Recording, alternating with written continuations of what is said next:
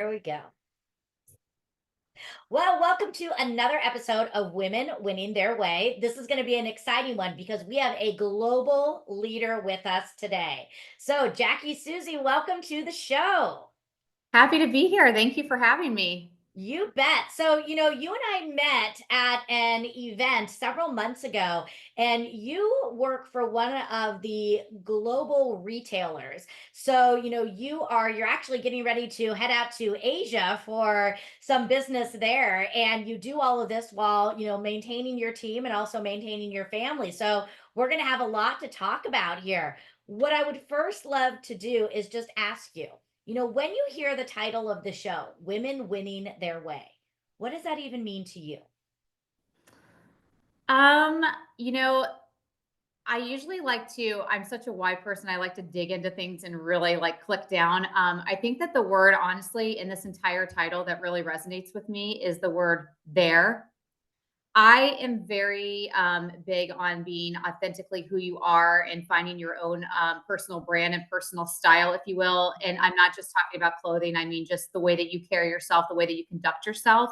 All to say that, particularly in this time, there's so much out there to compare yourself to. So I really like to encourage people to find themselves, find their center, and ladder back to what you just said. Find their way.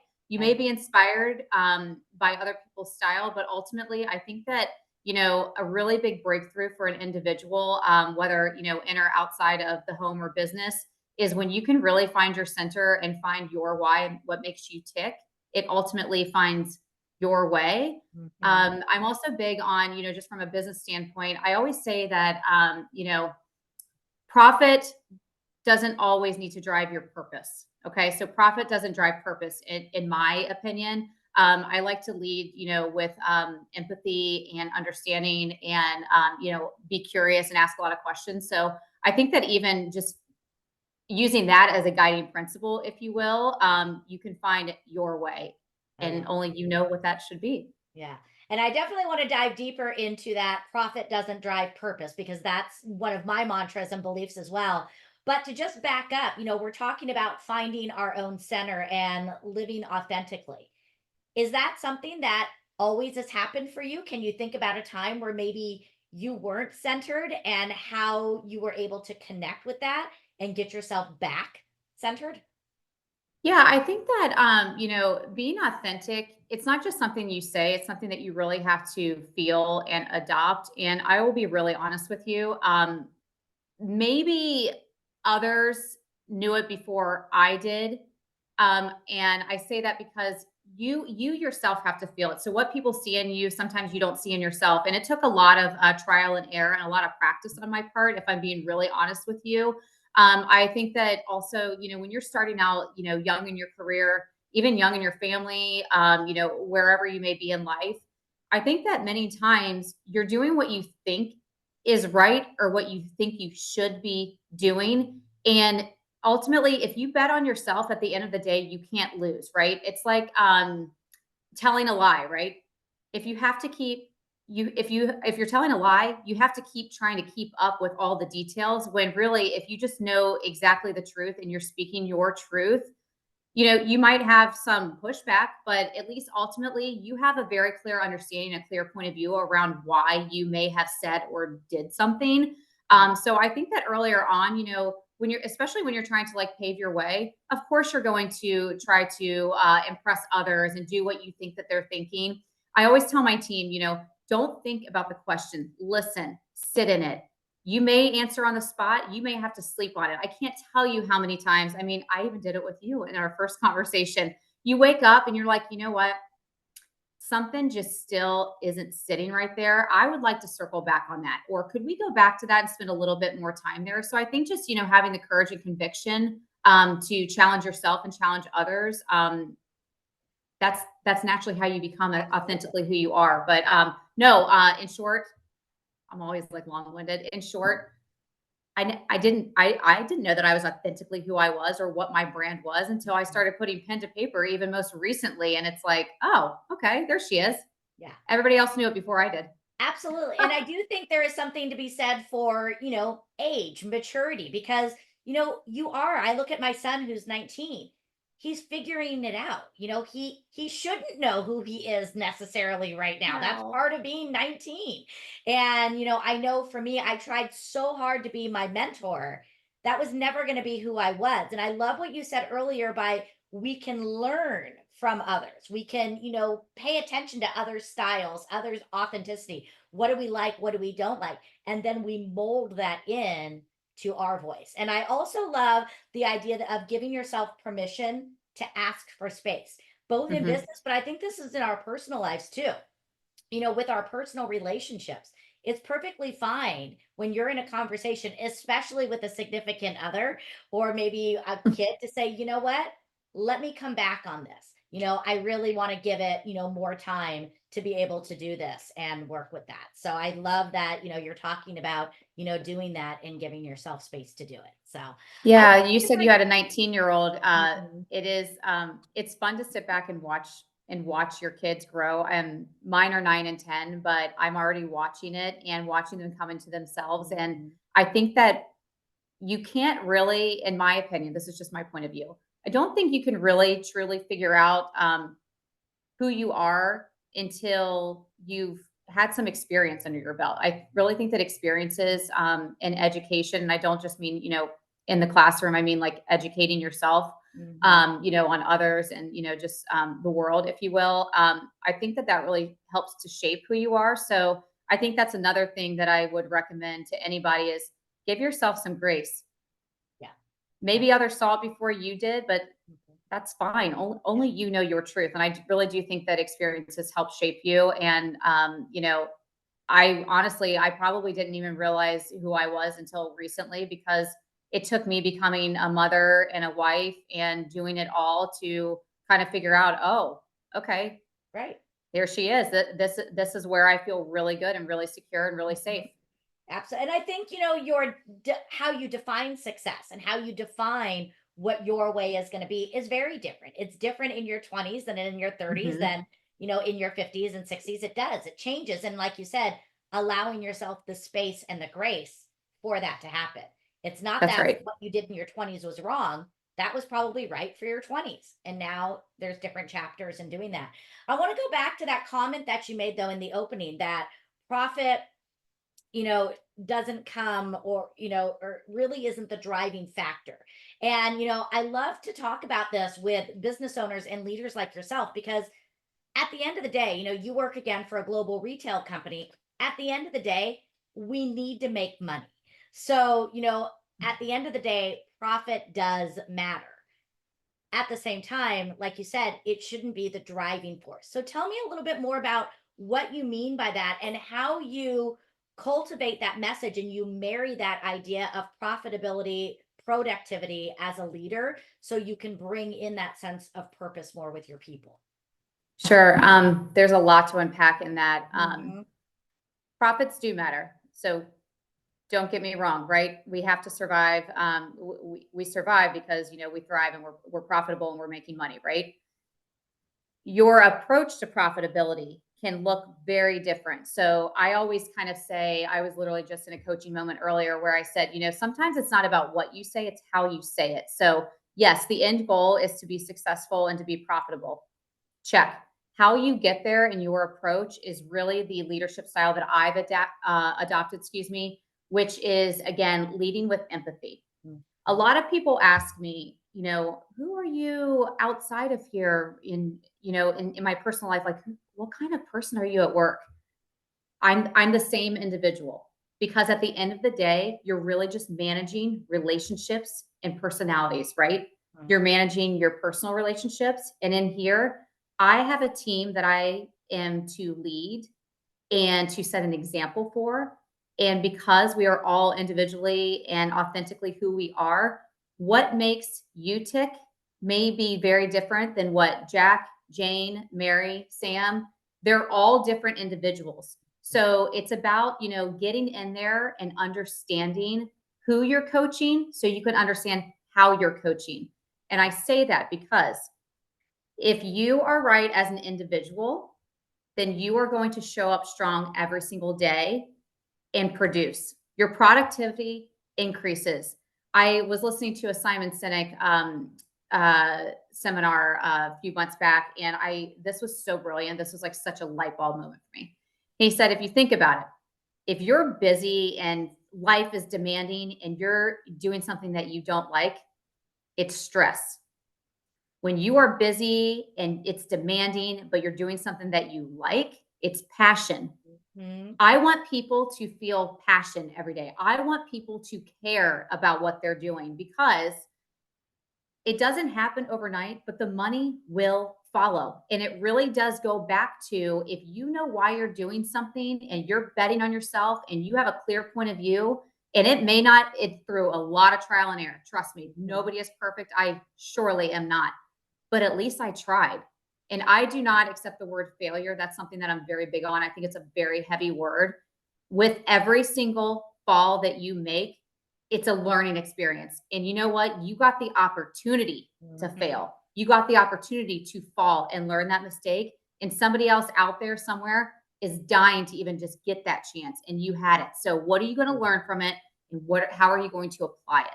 Yeah. So I'm very big on hindsighting and reflecting, but that's really what it comes down to. How do you Mhm. get your team to be the most productive that they can be? I know that I cannot perform in the home or in the workspace if I'm not right with myself. Absolutely. So I have to carve out some time for me in whatever shape that takes, but you have to practice a little bit of self-care because I can't get out there and give myself to my team Mhm. or my family if I haven't applied my mask first. Yeah, that's so true. So, diving deeper into that, what are you passionate about and how do you bring that in to your leadership? You talked about the empathy factor, you talked about, knowing your people. For me, it's all about impact. I show up every day because I have the ability to impact lives, and that drives me to do what I want to do. So, what is it that you're passionate about and how do you weave that into your daily routine? I think we are very aligned when it comes to that. You talked about measuring success earlier, and I measure success through impact. Truly, have I made an impact on somebody or something? Or I at the root of it all, I really am a change agent. I love watching people, processes, companies transform, and I have to be a part of that. I have to be a part of change. I have to know that I've made an impact or a difference, or I've at least, I don't know, worked differently up here and I've learned something, about myself or about somebody else during the day. But it really, for me, it's about leveraging my experience, right, and help others shape their experiences. Like, how can I teach and lead and guide from my own experiences so that somebody else might get there faster? That's a way to make an impact on others, right? Processes, transformation. I am just not a stagnant person. I cannot just sit in it. My wheels are always turning, and it's both my strength and my opportunity that I'm going a mile a minute. I am already 200 miles down the road. That's great because I might be that way, but maybe my counterpart, is not, or somebody on my team is not. But collectively, our unique attributes roll up into this, really amazing recipe and sauce. And that's the secret to success, right? Yeah. But yeah, I have to make an impact on others, like, or I haven't done my job. Absolutely.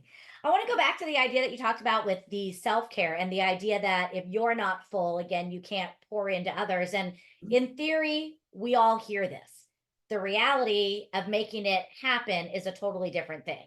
And I look at someone like you, who, again, has a full time job, very high level global executive.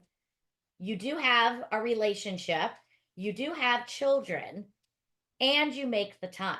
So when somebody comes to you and says, "Well, I'm so busy, I'm doing all of these things," well, so are you.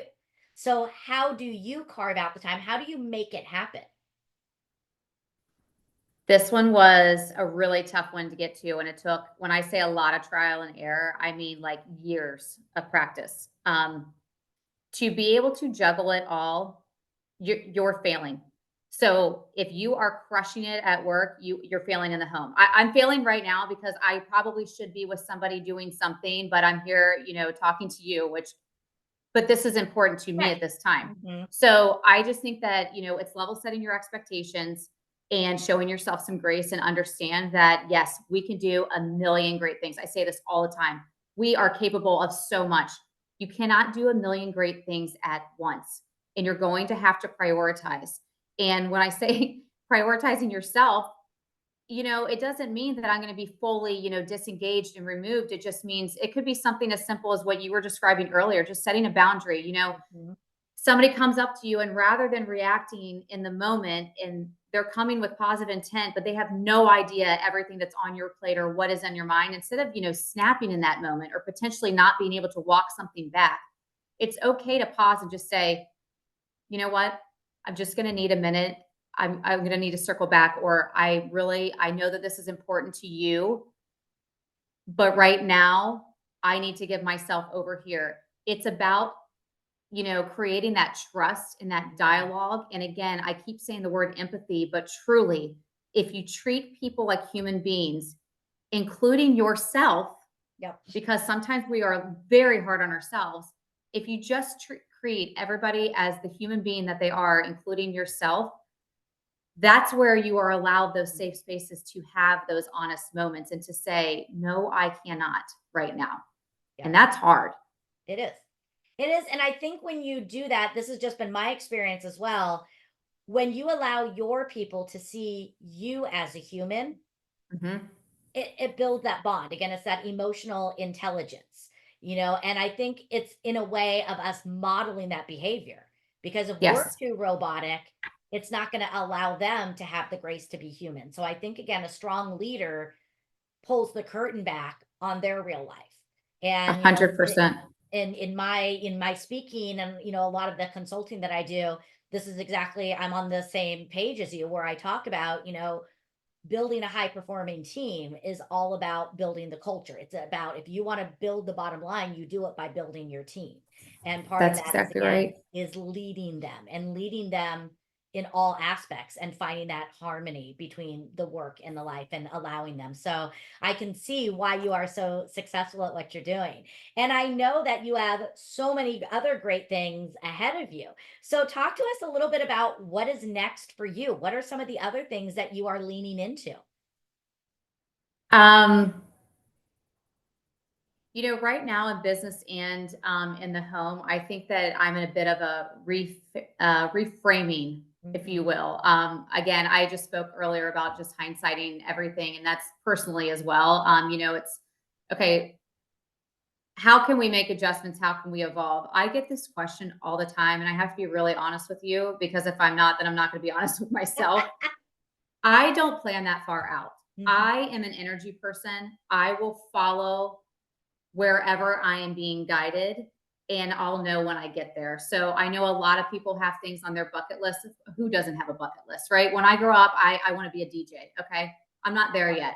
I know I'm not going to be the president of the United States, because I don't wish to be. I do But, not want that either. you know, uh, do I have goals? Of course I do. But in terms of like where I'm going, I want to go up and I want to go out. I want to continue to ascend, professionally, and building, my own personal brand. And I want to go out because I just want to continue to stretch and challenge myself to impact others, even outside of my own social circle. But in the community, how do I give back to students? I sit on the board at Ohio State, at the Fashion Retail Studies program.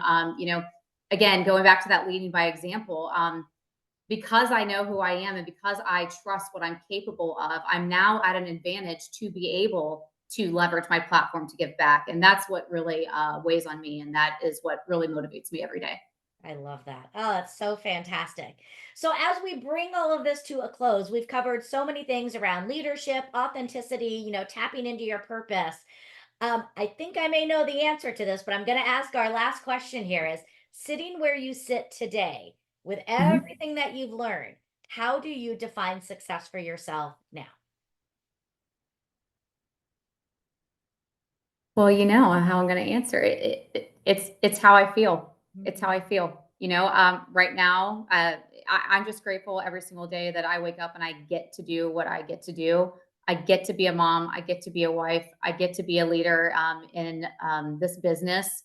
So defining success, yeah, it's a feeling, but I want to continue to ascend. I want to hit a few things on those bucket lists, which I'll keep to myself because I feel like once you put it out there, I might jinx myself. Exactly. But I will be successful when I know that I have, raised two healthy, thriving individuals to make an impact. And I will know I'm successful when my team continues to extend as well. So, watching the growth in others, that's when I know that I've made it.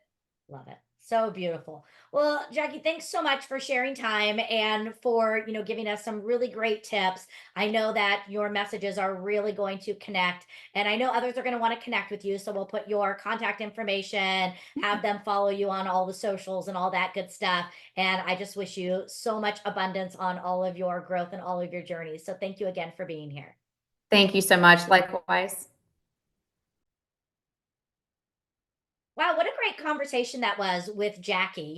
Here's a woman that is, climbing that corporate ladder and still hasn't lost sight of who she is and, her authentic self. So some of the notes that I took down is I love when she talked about failure, the idea that you're always failing. Being here on this call right now, there's other things I'm not getting done. So I could be failing at my emails. I could be failing at my follow-up calls, but this is the priority that I chose. So it goes back to something that we've talked about on several episodes. You got to give yourself grace. I love where she talked about leading with passion. And if you really want to grow your team, you want to grow profits, it all comes from the alignment and the passion. Because when you're not passionate, you're not going to be excited. You're not going to be confused. Again, that passion is your North Star. And other people are going to feel it and they're going to want to be connected with it. I love when she talked about betting on yourself. That's something that I have talked about. And one of the things I love about being more of an entrepreneur is I will bet on myself because I believe in myself. And when you believe in yourself, you have that confidence to go out there and make great things happen. So I hope that you took away some really great lessons, whether it's leading others or leading yourself. Again, when you bet on yourself, when you live in alignment, when you know what truly it means for you to be successful, you're never going to go wrong and you're always going to be able to lead with that intentionality.